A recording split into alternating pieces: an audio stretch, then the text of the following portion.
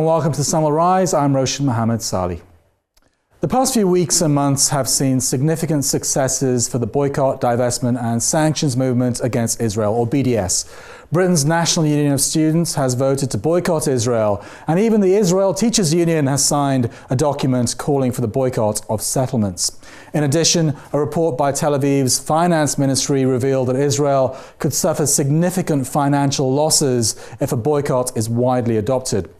10 years ago, a small group of Palestinian activists had a novel idea. Inspired by the anti-apartheid movement, they called for a global boycott against Israel as a non-violent method to promote the Palestinian struggle for independence. Israel has now identified BDS as a strategic threat on a par with Palestinian resistance groups and the Iranian nuclear program. Mona Kandil reports from the West Bank.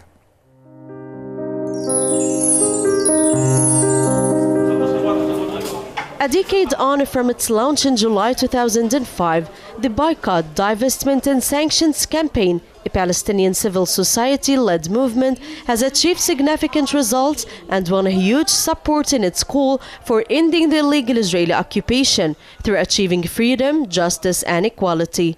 Palestinians say that BDS has succeeded in making not only the Israelis but a pro-Israeli states understand that for 48 years, Israeli regimes have been exploiting the Palestinians in several respects. Now it's a global movement, growing, reaching new heights. After 10 years of the BDS movement, there is an intensive successes of the movement against Israel on the field of the academic boycott, the cultural boycott, much also on the economic boycott and the divestment from a company which they are complicit with the occupation in violation of the Palestinian human rights and the international law. Recently, a spate of new boycott declarations and initiatives targeted all aspects of Israeli life from the economy to academic research, culture and sport. The most remarkable move was labeling settlement-produced goods. The European Union has been finalizing detailed guidelines that would oblige Israel to label exporter products in order to give European citizens the right to distinguish between Israel-made goods and those produced in settlements deemed illegal under international law. The main goal of the Palestinian people is to end the Israeli occupation and to be free, and the Palestinians have never accepted to be under Israeli slavery. We can say that the BDS campaign is part of the grassroots resistance. Now there are tremendous developments in the boycotting campaigns, and Israel will for sure pay high prices for its ongoing occupation. Many of the EU states started labeling settlement products. Hopefully that state would lead to the ultimate ban of those products in the bloc. The Boycott, Divestment and Sanctions campaign against the system of segregation and apartheid has definitely helped to globalize the Palestinian cause. Nevertheless, Palestinians still believe that bringing the Israeli occupation to an end requires ongoing resistance on the ground. At the end of the day, Palestinians insist that Israel must pay a high price, first for its occupation of Palestinian lands and second for its racial policies. The world should continue the successful boycott, divestment and sanctions campaign and other forms of grassroots resistance against Israeli occupation as part of strengthening Palestinian steadfastness and struggle against Tel Aviv. For the Sunrise, this is Mona Kandil, occupied Ramallah.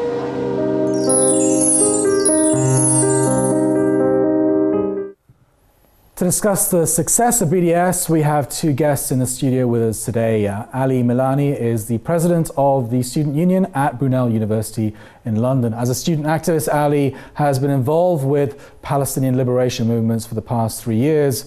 He's also successfully led the BDS campaign at Brunel University and sits on the Student National Committee.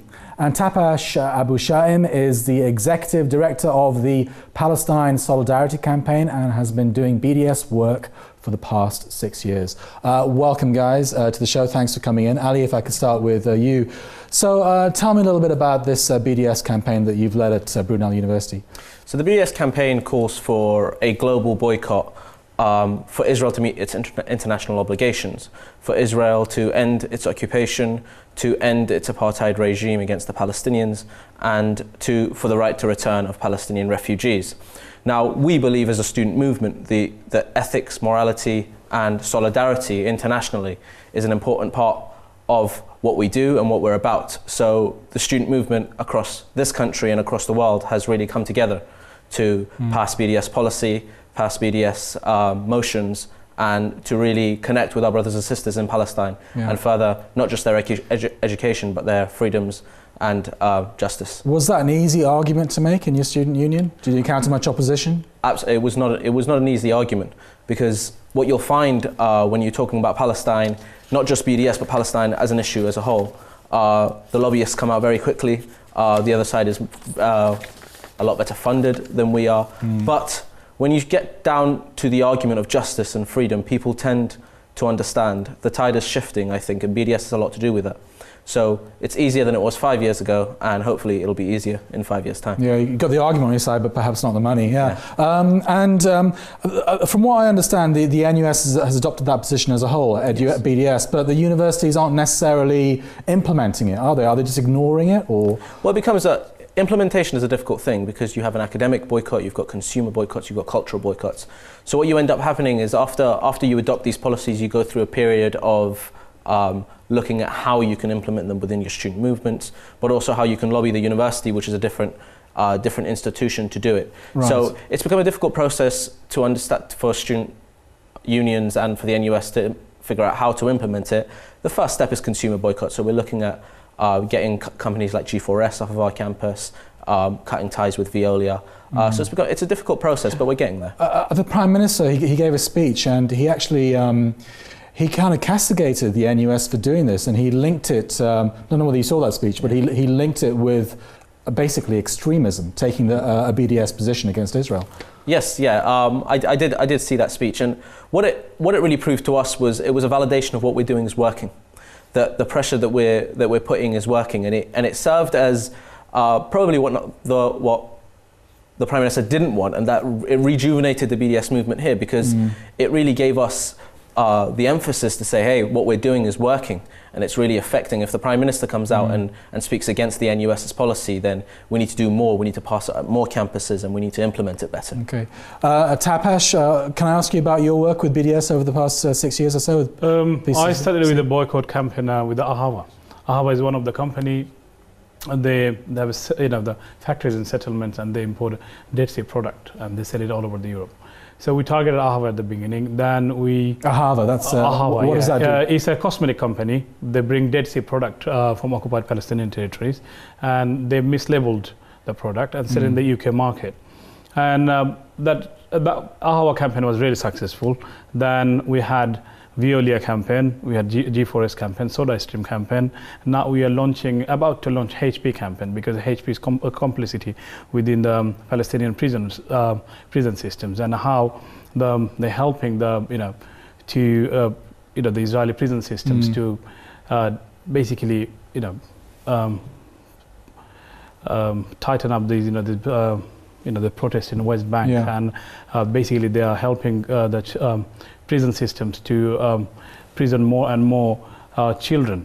So that's why we're targeting HP. And Tapesh, I mean, obviously Muslims in this country and Palestinians and Arabs or whatever will be very sympathetic to your argument. What about the wider population? How are they reacting? Be honest with you, I think the indigenous people in the UK and Europe, I think they're more sympathetic than the Muslim than Arabs about the Palestinian cause, because what Israel is doing in occupied territories and in the Palestinian land, that's a complete violation of international law. That's a complete apartheid. And you need to understand the way they're treating the children in West Bank, the way they're treating children in Gaza and other places. All over the world, you can see how the Palestinians are suffering. So now the people who have the conscience in their mind, at least the humanity in their mind, it doesn't matter that you're Muslim or Arab or coming from other part of the world, anyone have that sort of humanity in their heart, they will be saying this is wrong. So that's why you can see in Europe and rest of the world, the support for the Palestinian cause is rising. If you see the report. Okay, sorry to cut you off. We're going to move on and come back to this discussion in a few minutes' time. We've been collating the social media news that's been trending on Palestine over the past few weeks. So here's Camilla Shambayati with what we've come up with.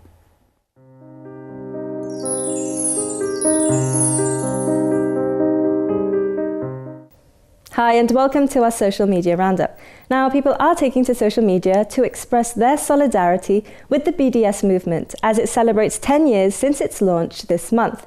And this woman tweeted a picture saying, "I support BDS because it's our duty to act until Palestine is free."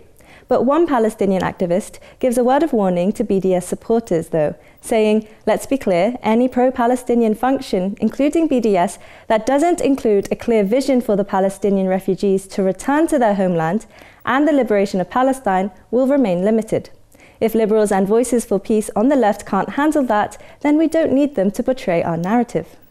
Moving on now, this hashtag has been trending across the world and especially in occupied Palestine. People didn't hesitate to troll Benjamin Netanyahu with memes to mock his frustration over the Iran nuclear deal. And this image has been going viral, showing Netanyahu's face covered in soot and his hair standing up with Bugs Bunny laughing on the side.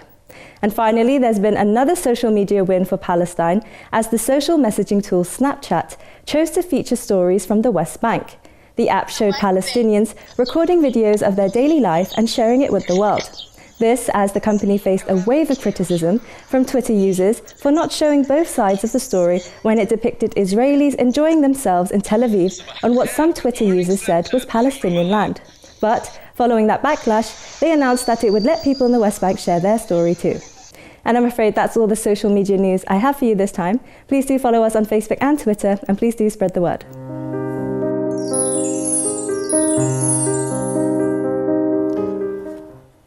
Ali, how big a threat is this to Israel? We know that BDS is growing over the years, and Israel is even saying now that it's a strategic threat.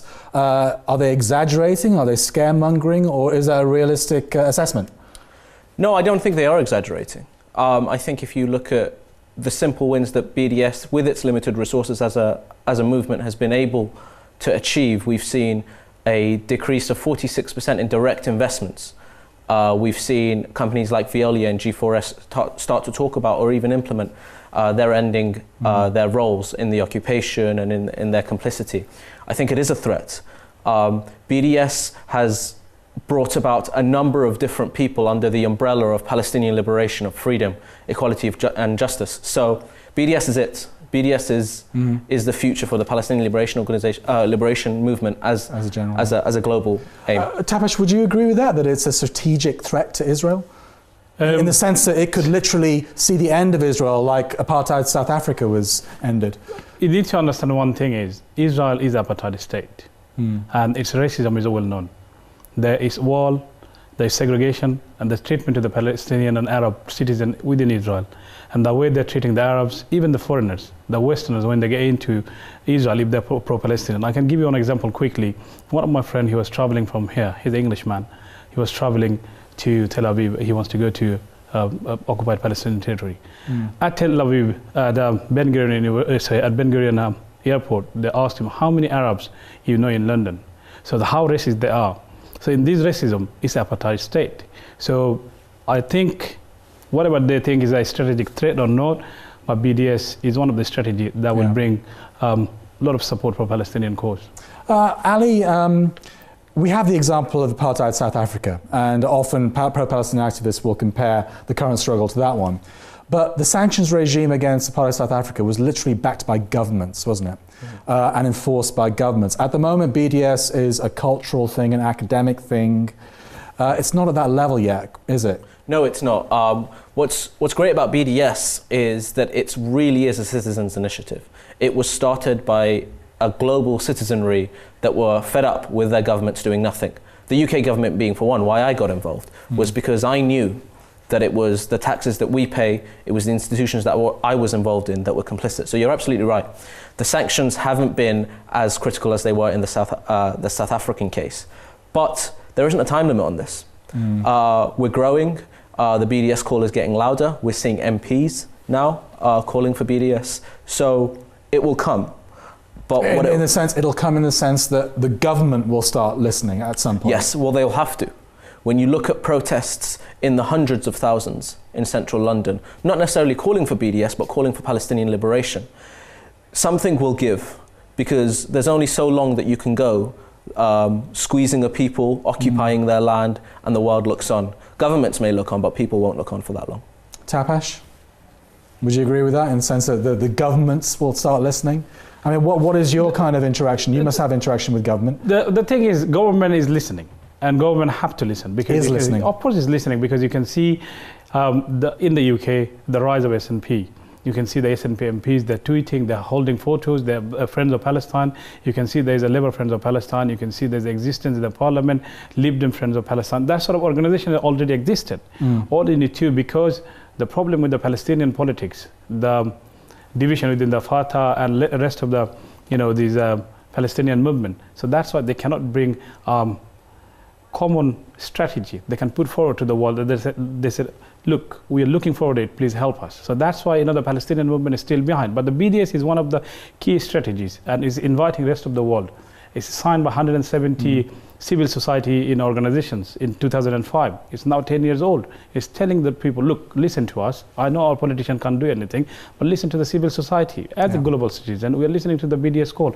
And now we can see in Europe, in the US, in the UK, even maybe in the Arab world, they have to listen to the BDS call because they don't have any choice. Okay, well, we're going to conclude this discussion in a few minutes' time and perhaps look at alternatives to BDS, but we're going to move on for the time being. We've been looking at the recent news events related to Palestine, which may not have made it onto the mainstream media. So here's our quick roundup.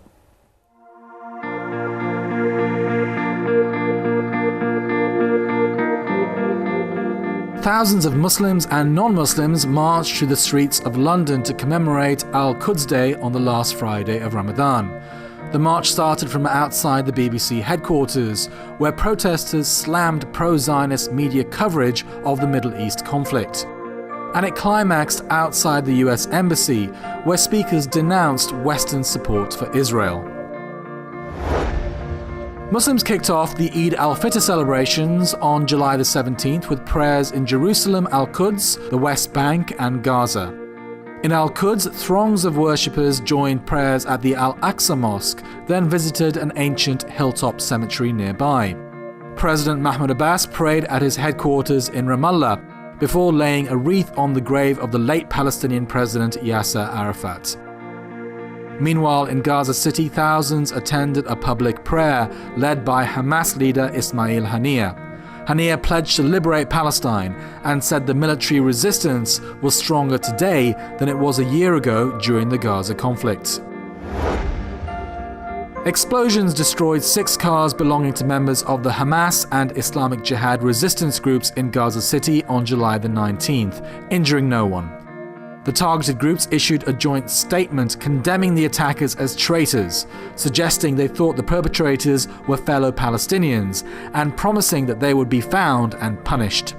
No one claimed responsibility, but Hamas has in recent months faced minor but violent challenges from ISIL and Al-Qaeda Takfiris. And finally, a video appears to corroborate eyewitness accounts that a Palestinian youth who was shot dead by a senior Israeli officer was fleeing at the time and not, as the army maintains, posing a danger to soldiers. According to an Israeli army spokesman, Lieutenant Colonel Peter Lerner and other officers and soldiers got out of the vehicle and opened fire only after they sensed further danger. But in the video, after the vehicle is stoned and stopped, 2 soldiers can be seen to emerge and chase the fleeing teenager. A 3rd soldier waits near the vehicle and no further stone throwing is seen. An Arab member of the Knesset has termed the shooting cold-blooded murder. Ali, just picking up from the news roundup there, we saw an item where it said that ISIL or Al-Qaeda was kind of threatening Hamas in Gaza. I don't know, in your discussion with Palestinians, are they much of a factor in Palestinian politics? Are they a threat or not?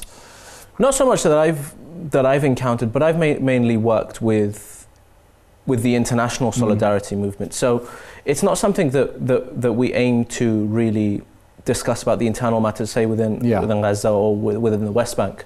So it's not something I've come across.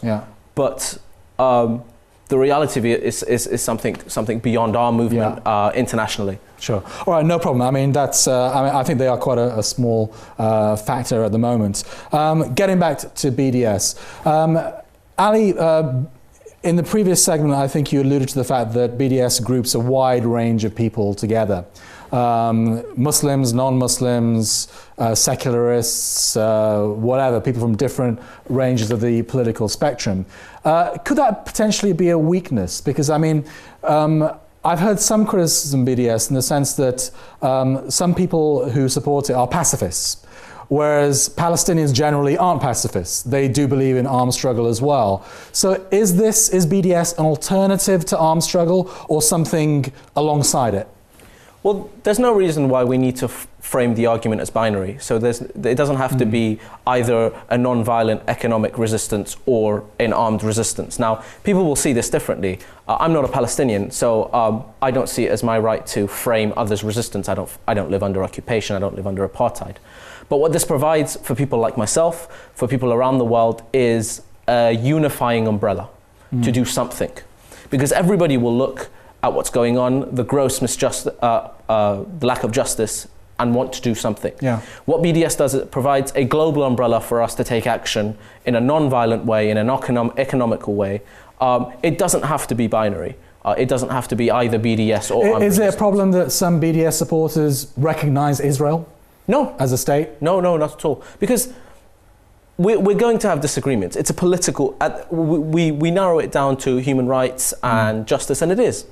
But it's also a political discussion, and people will have political differences. Yeah. The aim of BDS is to end the occupation, end the apartheid regime, and the right to return for Palestinians. Okay.